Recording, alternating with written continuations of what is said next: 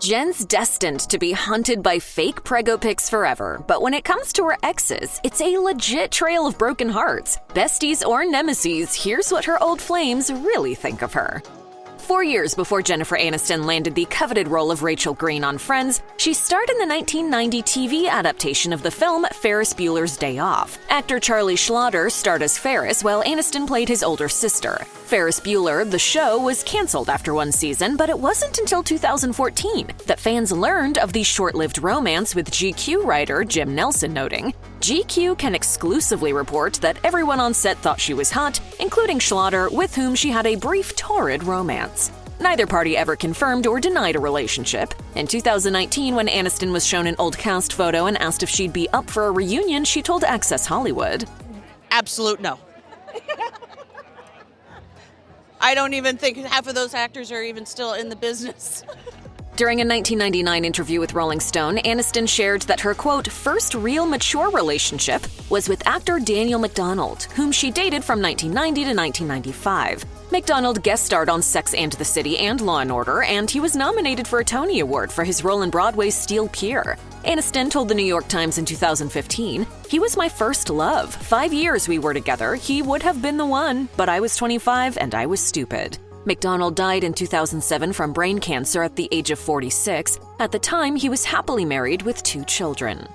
It's unclear how long Aniston dated Counting Crows lead singer Adam Duritz, but their short-lived relationship occurred sometime in 1995. Speaking with Entertainment Tonight in 2021, Duritz recalled first meeting Aniston at the famous Los Angeles music venue, the Viper Room. In addition, the singer revealed how he and Aniston were awkwardly set up. Sharing with Vice, "A bunch of my friends lied to me and told me she had a crush on me. Those same friends lied to her and told her I had a crush on her. I honestly had no idea who she was. I had been on the road during Friends. I had never seen it, I don't think. It didn't last very long, but she's a nice girl." Do you know something? Do you know something? According to Us Weekly, Duritz claimed that he and Aniston didn't even make it to third base, admitting that they were never intimate during their relationship. As ET noted, Duritz went on to date Aniston's Friends co-star Courtney Cox in 1997, who also appeared in the Counting Crows music video For a Long December. In an interview with Men's Health in 2014, he simply shared, "They were nice girls and I went out with them and that was that." The OC star Tate Donovan was set up with Aniston by mutual friends in 1995 after he had previously dated actor Sandra Bullock. Aniston gushed to people in 1997. "He's so real, so honest, so funny, so kind and considerate. He's all these things meshed into one perfect guy." Donovan even talked about the possibility of marriage, telling the outlet, "I definitely want to get married. She definitely wants to get married. There are no proposals or anything, not yet, but we definitely think about it." Though there are conflicting reports on whether Donovan ever popped the question, the couple split in 1998. That same year, he landed a recurring role on Friends, playing Rachel Green's crush Joshua for 6 episodes. He recalled the experience to Us Weekly, remembering, "I was just happy to be on the team. The only bummer was Jennifer and I were breaking up at the time. And so that was tricky to sort of act like we are just meeting each other and falling in love or whatever, interested in each other, when we're sort of breaking up. That was just tough." I remember just getting back to my dressing room and just weeping. Looking back, Donovan admitted that though the entire Friends cast was great, he still felt like he was, quote, sort of dying inside throughout his time working on the show. In 2005, he married Corinne Kingsbury, but the couple divorced 3 years later. The late 90s gave us Hollywood's most talked about couple, Jennifer Aniston and Brad Pitt. The duo began dating in 1998 and tied the knot 2 years later. Pitt even joined his wife on Friends, starring in a Thanksgiving episode as a character who despised Rachel Green. "My 2 greatest enemies, Ross, Rachel Green and complex carbohydrates." Just as Friends was wrapping up in 2004, Aniston appeared to be ready to start a family with Pitt when she told The Guardian, it's time. You know, I think you can work with a baby. I think you can work pregnant. I think you can do it all." But the power couple shocked the world with their split in early 2005. Rumors swirled that Pitt had strayed and cheated with his Mr. and Mrs. Smith co-star Angelina Jolie, with whom he would end up dating shortly after his divorce. In 2007, Pitt told V Magazine that he and Aniston are still very close friends despite their separation, but his 2011 interview with Parade had fans questioning his marriage to Aniston when he revealed that his life had been a little boring. The actor clarified his statements via Reuters, saying, "The point I was trying to make is not that Jen was dull, but that I was dull to myself, and that I am responsible for."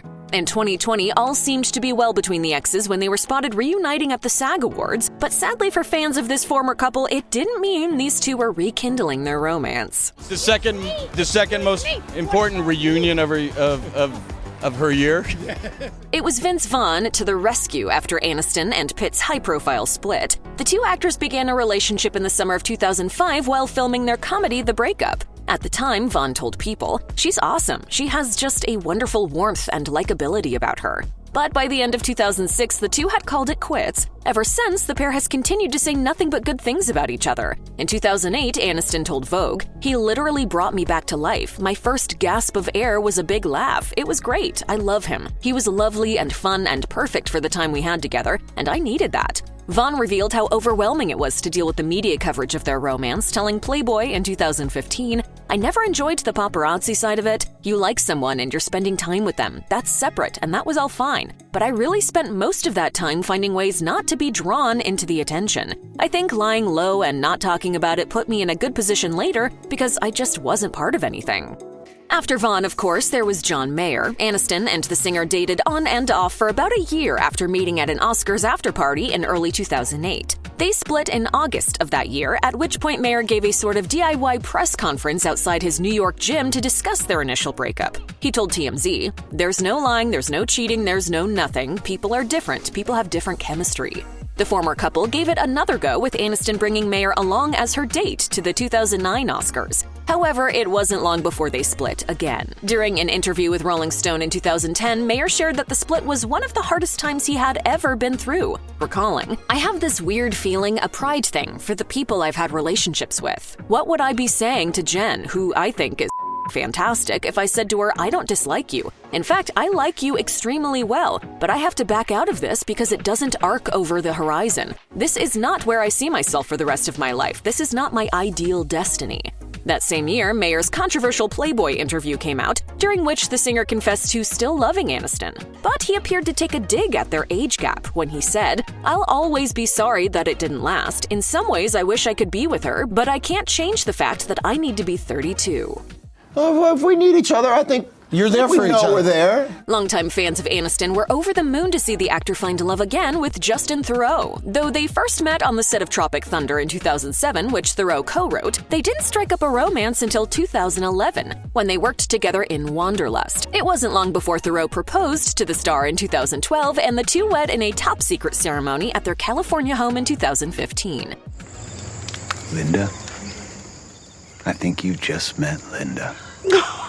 It seemed like the real deal, which then led to extreme shock when news broke of the couple's split in February 2018. However, like many of her previous relationships, the two remained friendly. Theroux first spoke out about their split with the New York Times, sharing, "The good news is that was probably the most gentle separation, and that there was no animosity. It was heartbreaking only in the sense that the friendship would not be the same as far as just the day-to-day." But it appears that time heals at least some of the wounds. In 2021, Theroux shared with Esquire that the pair even FaceTime on occasion, adding, "I'm sincere when I say that I cherish our friendship. It would be a loss if we weren't in contact for me personally, and I'd like to think the same for her."